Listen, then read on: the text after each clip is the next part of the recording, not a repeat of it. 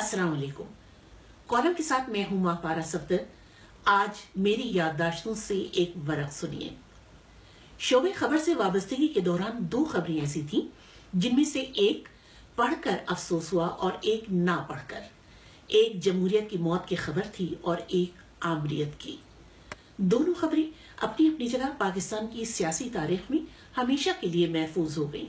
एक मुल्क के मुंतखब वजीर आजम के कत्ल के बाब में, जिसके खून के छींटे इंसाफ के दामन पर भी नजर आते हैं, तो दूसरी खबर एक आमिर के अंजाम के बाब में। तो चलिए पहले ये खबर, जिसे 4 अप्रैल को रेडियो पर सुनकर मेरे बहुत से लम्हे तो बेयकीनी की कैफियत में गुजरे, जैसे दिल कह रहा हो या इलाही मर्ग यूसुफ की खबर सच्ची ना हो, मगर हकीकत के इदराक पर आंख से बेख्तियार आंसू छलक पड़े। ये खबर पहली मर्तबा रेडियो पाकिस्तान के दिन के 11 बजे के बुलेटिन में नश्र हुई, जिसके मुताबिक भुट्टो साहब को हमारे घर से 3-4 मील के फासले पर रावलपिंडी डिस्ट्रिक्ट जेल में अलग सुबह 2 बजे फांसी दी जा चुकी थी। फौज की जानिब से 9 घंटे बाद हैंड आउट उस वक्त जारी किया गया जब उन्हें बंदूकों के साए में चंद लोगों की मौजूदगी में गड़े खुदा बख्श भुट्टो में दफनाया जा चुका था। ये उनका आबाई कब्रिस्तान है। फांसी की खबर जारी होने के बाद हमारे न्यूज प्रोड्यूसर मासूम उस्मानी का खासी घबराहट ज़दा आवाज में फोन आ गया। माहपारा, खबर तो सुनी होगी आपने, भुट्टो की फांसी की खबर पढ़ लेंगे आप। मेरे इत्मीनान दिलाने पर उनकी तसल्ली नहीं हुई। अब के खुद news controller Habibullah Farooqui line पर थे। देखें बीबी, ये खबर पढ़ लेंगी आप, कहीं रो तो नहीं पड़ेंगी। मगर यही तो हमारी तरबियत थी कि दिल में चाहे कुछ भी हो, मगर दिली कैफियत चेहरे और आवाज में झलकने ना पाए।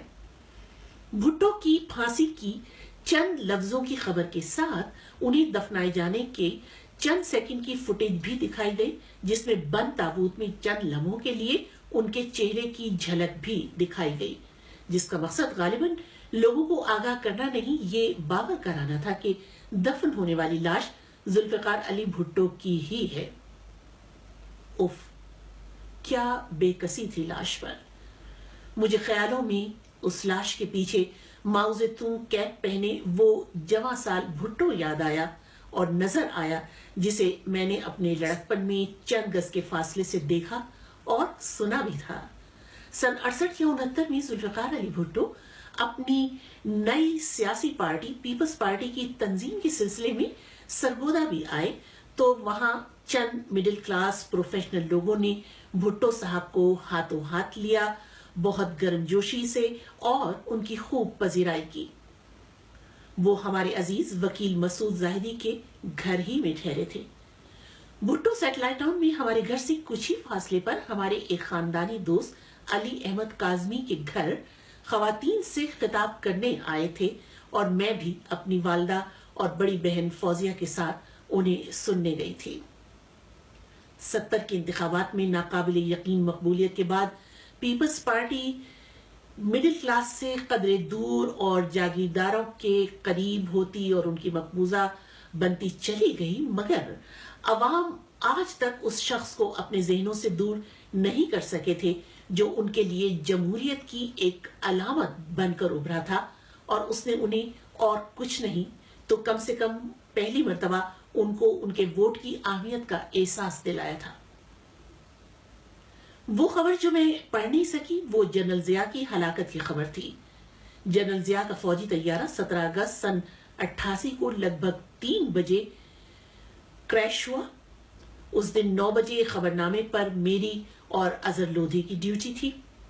शाम 7 बजे तक हम लोगों को सिर्फ इतना ही मालूम था कि कोई बहुत बुरी खबर है। मैं ऊपर न्यूज रूम में पहुंची तो अफरा तफरी का आलम दीदनी था। जनरल जिया की फुटेज और पुरानी खबरों के स्क्रिप्ट निकाले जा रहे थे, छान फटक हो रही थी। इतने में हमारे चीफ एडिटर शकूर ताहिर मुझे दूसरे कमरे में ले गए और बोले, बीबी बहुत बुरी खबर है, जनरल जिया फौजी तैयारे के हादसे में शहीद हो गए हैं। आज खबरनामे में इस खबर के सिवा कोई दूसरी खबर नहीं जाएगी और ये खबर अजहर लोधी पढ़ेंगे। मैंने हैरान होकर पूछा, क्यों? मैं क्यों नहीं?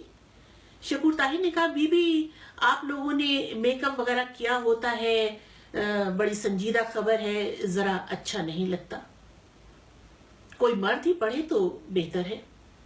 मैंने कहा, शकूर साहब ये गैर संजीदा खबरें कौन सी होती हैं? खैर, भला मेरा ये एहतजाज उनका फैसला कहां बदलवा सकता था। उस दिन खबरनामा क्या था? ज़ियानामा था।